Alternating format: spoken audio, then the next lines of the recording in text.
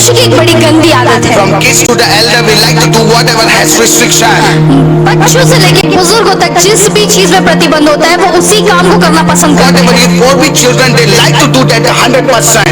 आज आप बच्चों से कहो कि ये चीज करना मना है, वो 100% उसी काम को करेंगे। You tell the youth, focus on your studies, not on the social media, drug and making boyfriend, girlfriend. आप जवानों से कहो कि अपने पढ़ाई में ध्यान दो, ना कि सोशल मीडिया, नशा या गर्लफ्रेंड बॉयफ्रेंड बनाने में। But 99% of youth are engaged in it. लेकिन आज 99% जवान उसी में लगे हुए हैं। It is written in the packet of tobacco, gutka, cigarette, eating and drinking. This can kill you. आज आप देखेंगे तंबाकू, गुटखा, सिगरेट के पैकेट में लिखा होता है इसे खाने और पीने से आपकी मौत हो सकती है। But still people embrace that with so much love. लेकिन तो भी मौत को लोग इतने प्यार से गले लगा लेते हैं। Am I right? क्या मैं सही हूँ? You tell the elders that this is blind faith, don't do it. आज आप बुजुर्गों से कहो कि अंधविश्वास है, इसे मत करो। But they stubbornly stick on their point. लेकिन तो भी इतनी ढिठाई से वो अपनी ही बात पर अड़े I'm रहते हैं। asking one question to you. आज मैं आपसे एक प्रश्न पूछना How चाहता हूँ, long will you continue to being stubborn in your action? आप कब तक अपने कामों में ढिठाई करते रहेंगे? How long will you keep saying that I am right? आप कब तक ये कहते रहेंगे कि मैं सही हूँ, I know everything. मैं सब कुछ जानता हूँ, I know Bible more than you do. मैं तुमसे अधिक बाइबल जानता हूँ। Will you teach me how to do worship? अब क्या तुम मुझे सिखाओगे कैसे आराधना करना है? What you will tell me? What you will teach me? अब तुम मुझे क्या सिखाओगे? तुम मुझे क्या बताओगे? You have just arrived. तुम तो अभी आए हो। I have been this church before you. मैं तुमसे पहले से इस चर्च में आया हूँ। What this pastor will teach me about how to wear this dress? अब ये पास्टर मुझे क्या सिखाएंगे कि मुझे किस प्रकार के ड्रेस पहनना When है? I did not listen to my father, mother, why should listen to him? मैं अपने माता पिता की नहीं सुनती तो मैं इस पास्टर की क्यों सुनूं? Remember one thing. याद रखिए मेरे प्रिय, How long will you remain stubborn in your life? कब तक आप अपने कामों में ढिठाई करते When रहेंगे? you see humility inside you, कब सच में वो नम्रता आपके अंदर दिखाई देगी? God has given you the rules and regulations. परमेश्वर ने कुछ नियम और आज्ञाएं आपको दी है। It is meant to be accepted, not to be broken. उस नियम और आज्ञाओं को मानने के लिए दी गई है, ना कि तोड़ने के लिए। When you read Deuteronomy chapter 1 verse 41 to 45, आप पढ़ेंगे जब व्यवस्था विवरण की पुस्तक और उसका 1 अध्याय 41 से लेकर 45 पद, Israelites went up the mountain without God's permission to fight Amorites. Israeli बिना खुदा की मर्जी के अमोरियों से युद्ध करने के लिए उस पहाड़ पर चढ़ जाते हैं। Moses warned repeatedly to them, God is not with you, don't fight, don't climb the mountain. मूसा उन्हें बार बार ये कहकर चिताता है कि उस पहाड़ पर तुम मत चढ़ो क्योंकि खुदा तुम्हारे साथ नहीं है और ना ही तुम उनके साथ लड़ाई करो। But they continued to do as they pleased.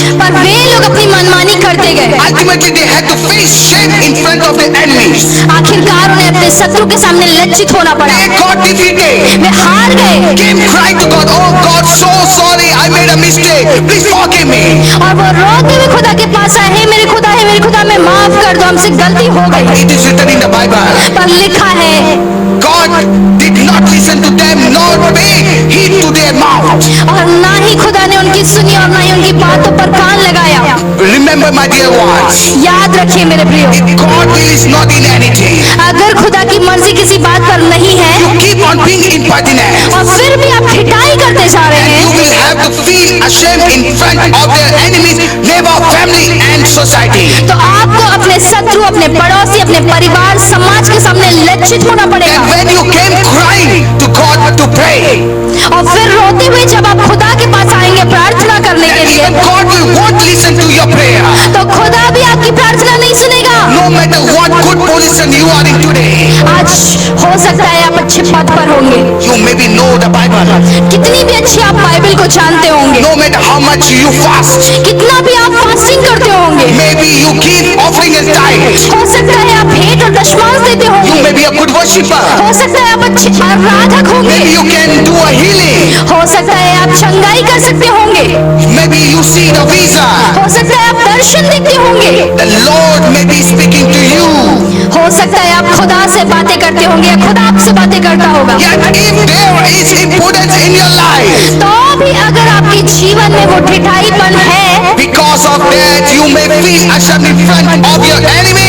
उस ढिठाईपन के कारण आप अपने शत्रु के सामने आपको लज्जित होना पड़ेगा, Because whatever you are doing, क्योंकि जो कुछ आप कर रहे हैं God is not with you in that. उसमें खुदा आपके साथ नहीं है। And in whatever matter, whatever work, my God is not there. और जिस बात में, जिस काम में मेरा खुदा नहीं है, You can't be successful no matter how hard you work. आप सफल नहीं हो सकते, चाहे आप उसके लिए कितनी भी मेहनत कर लें। When God is not with you, no matter how hard you try, you will be defeated by enemies. जब प्रभु आपके साथ नहीं है तो चाहे आप कितनी भी कोशिश करो, अपने शत्रु के सामने आप हार जाओगे। My dear ones, मेरे प्रियो, examine yourself today. आज अपने आप को जांचने की जरूरत है। In what matter you are being impudent? क्या आप ठिठाई में हैं आज भी? Are you doing the work which God does not like? जब खुदा को पसंद नहीं है कि आप वही काम कर रहे हैं, Check yourself. अपने आप को जांचिए। Let God take his hand away from you.